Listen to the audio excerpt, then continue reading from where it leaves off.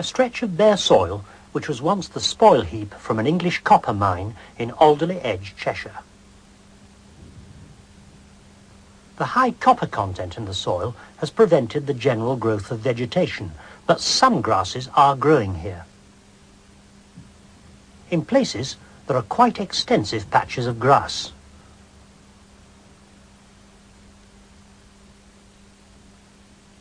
We dig up a specimen of grass.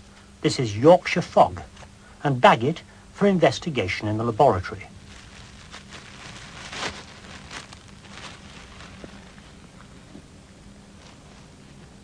Now we test the soil in which it was growing for the presence of copper.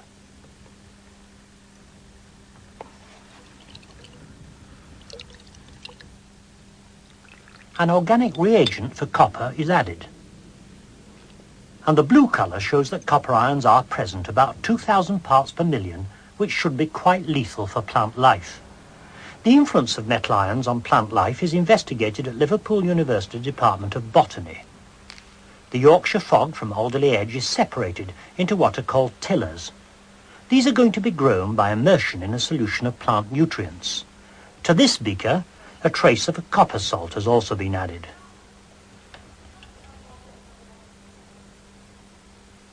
The two far beakers contain Yorkshire fog from a normal meadow, immersed in the same solution, one with copper, one without. After 8 days, let's see what's happened. These are the tillers of Yorkshire fog from normal meadowland, developing good roots in normal nutrient solution. But there on the right, those immersed in nutrient solution containing a trace of copper ions have not developed good roots. They will not survive in the presence of copper. The Yorkshire fog from the mine spoil heap. In normal nutrient, good roots. But also good growth, even when copper's present. This sample of grass from the old mine works is copper tolerant.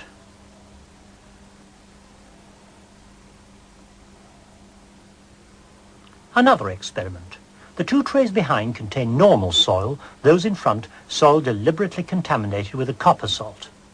And this is seed from another grass, common bent grass, which has come from the Alderley Edge spoil heap and which also is copper tolerant. It's sown in both normal and copper contaminated soil. This is seed from common bent grass found growing in ordinary meadowland. It too is sown in both normal soil and soil containing a trace of copper ions. The trays are left for the seeds to germinate and grow. And here's what happens. Copper-tolerant seed has grown just as well in both normal and copper-contaminated soil.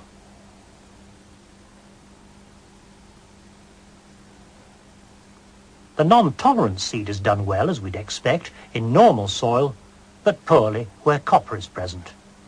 Even so, and this is very important, 1 or 2 seeds from the non-tolerant grass have still produced normal, well-grown plants in the contaminated soil. It looks as if 1 or 2 of the seeds from the ordinary meadow grass did in fact have copper tolerance. Most of the non-tolerant seeds produce stunted specimens with little or no root growth. But 1 or 2 produced healthy plants with strong roots, despite the presence of copper. These must have been copper tolerant.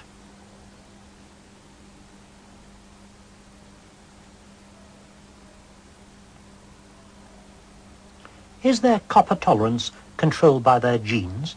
Is it passed on to the grass's offspring? To find out, we can wait until the copper-tolerant plants flower, then cross 2 plants, enclosing the flower heads in a polythene bag to make sure that only pollen from one of the 2 flower heads can pollinate the other.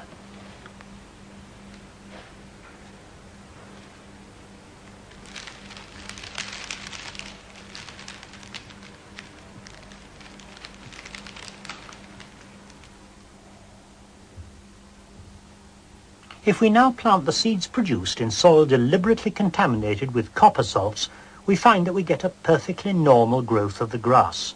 The copper tolerance is an inheritable factor. Now, we don't know when these mine workings were first started, so we can't say how long it's taken for the clumps of copper-tolerant grasses there to become established. But we visited also a 50-year-old copper refinery in a different location. The refinery causes some pollution through escaping particles of copper compounds, harmless to man, but in the soil, toxic to grasses. Even so, in only 50 years, the few individual copper-tolerant plants originally present in this company lawn have been selected by their environment, the other plants dying, and have spread to produce a lawn which is completely metal-tolerant. In this newer part of the plant, we can see an earlier stage in the process. Non-tolerant grass in the area has been killed, but tolerant individuals have survived to produce tolerant offspring, so that patches of grass are growing and spreading. Eventually, these patches will have grown so that the whole area is covered by tolerant grasses. This unintentional selection by man, then, works like this. Any population of grasses may contain a few copper or other metal-resistant individuals. You can't see any difference, but it's there in the plants. If the soil gets contaminated by copper, only the tolerant individuals will survive.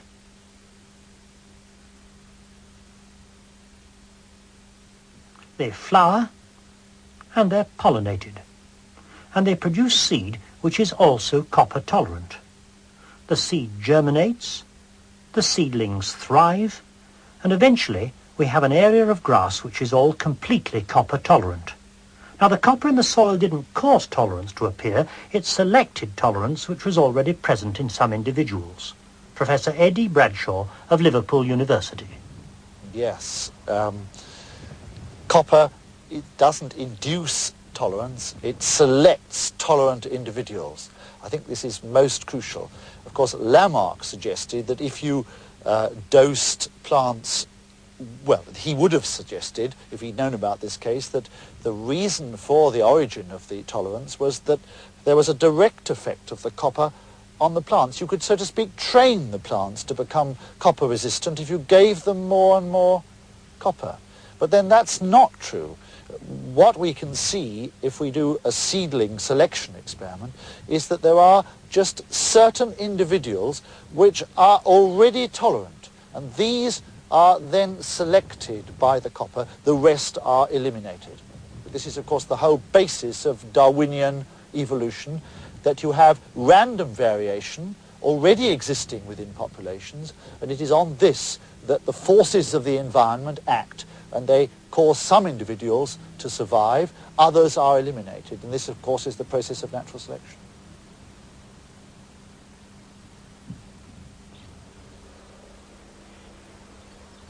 The story of wheat is a story of deliberate selection by man. Here in Israel, Professor Daniel Zohari of the Hebrew University of Jerusalem. Historically, this is the area near the Lake of Galilee, which we see in the background, where wild emmer wheat was first discovered by Aronson in the early years of this century. This area in which both wild emmer wheat and wild barley thrive is the area where we find the earliest remains of farming villages.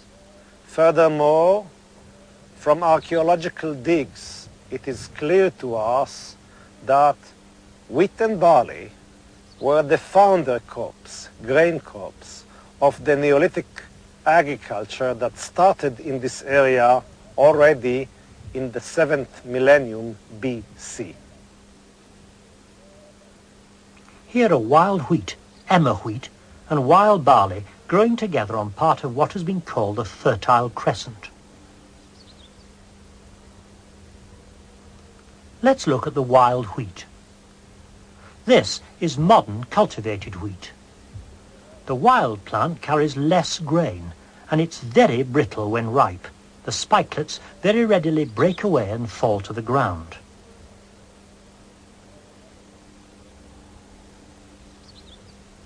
Now, this is not true of the modern cultivated variety. The ear remains intact.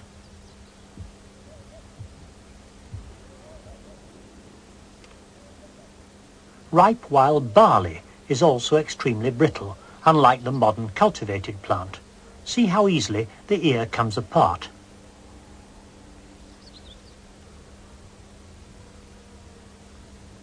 As with wheat, the spikelets are the seed dispersal units which fall to the ground like little darts. The wheat spikelets, on the left, each carry 2 awns or shafts. The barley, on the right, only 1. The shape and structure of the spikelets is such that if they fall into a crack in the soil, they lodge fast. They cannot easily be pulled out. Wild wheat and barley are perfectly adapted for survival and reproduction in these hot, dry areas of the Middle East. On ripening, the spikelets drop almost immediately into the soil when the seed can lie safely dormant through the hot season until the rains come again, leaving the parent plants to wither in the sun. And look at this. In the wild, wheat and barley show certain natural variation. This one is much hairier than the normal form. This is the normal form. The hairy form is a naturally occurring variety. So is this black or melanic form of wild wheat. Such varieties occur naturally. As soon as man started to harvest wild wheat and barley, selection started in favour of certain varieties. There must have been some individual plants less brittle than others. On ripening, the normal brittle plants would drop their spikelets quickly before man could scythe them. Any non-brittle or less brittle ears would necessarily have more chance of being collected. Some of the grain from the less brittle plants, therefore, would be sown for next year's crop. Man was in fact selecting a variant characteristic of the wild plant which suited his purposes. Assuming that this characteristic of non-brittleness was controlled by the plant's genes, the next year's crop would inherit non-brittleness. The ears wouldn't fall before harvesting, and he would obtain a better yield. In the 10,000 years or so during which man has farmed, he selected other properties in his domestic wheat. Here's wild wheat, emmer wheat again. From naturally occurring varieties he cultivated durum wheat. This ear isn't quite ripe yet, with a greater yield of grain. This is lax durum, another variety. And compact durum, yet another. A ripe ear of bread wheat, and it's been possible to select out and cultivate this variety, an awnless bread wheat. The forces of selection imposed by man on cultivated wheat and barley are quite different from those acting in nature. In nature, these brittle wild plants have the best chance of survival because the spikelets fall and the seeds get buried before the very hot season comes. Non-brittle individuals would survive in much smaller numbers. They would in time be selected out. But under domestication, the situation's reversed. The non-brittle plants are harvested, and the next season's crops are grown from their seeds. Brittle individuals cannot be harvested effectively under domestication. Man has changed the direction of selection and thus altered the course of evolution. And here's another characteristic the farmer needs and selects for crop breeding. Cultivated wheat threshes easily, the grain separating readily.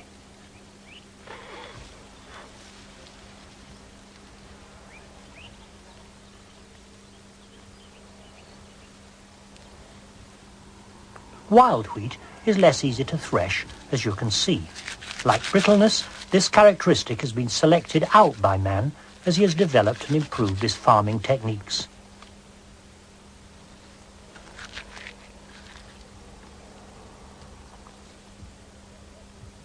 The result of evolution through artificial selection by man is the product on the left, a big advance on the wild wheat on the right. But man's activities have also had ill effects. Cultivated wheat and barley have accumulated many of the characteristics the farmer wants, but something has been lost in the process. Professor Zohari again.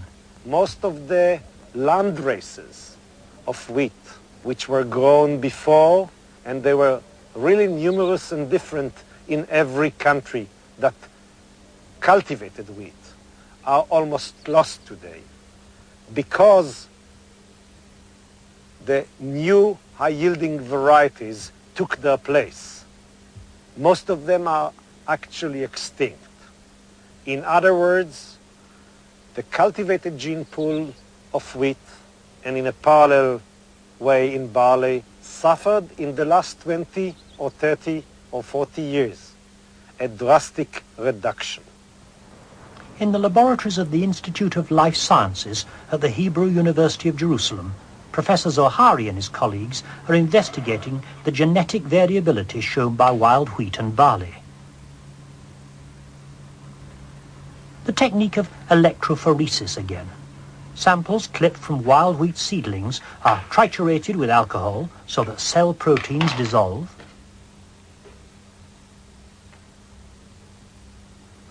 Then the extracts from the different seedlings are absorbed on paper wicks and inserted in a sheet of starch gel.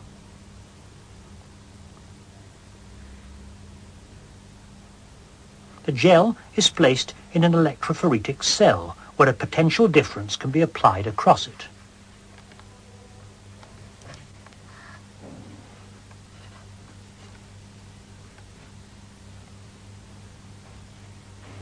The current is passed for several hours in a cold room, otherwise the temperature developed would break down the proteins being tested for. Many gels involving many seedlings can be treated at the same time.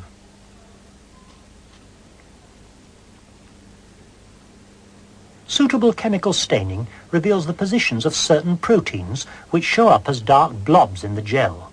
Since proteins are the products of genes, any differences revealed between one seedling and another mean that there's some genetic variation present, which might otherwise be invisible and undetected. Differently structured proteins travel different distances through the gel.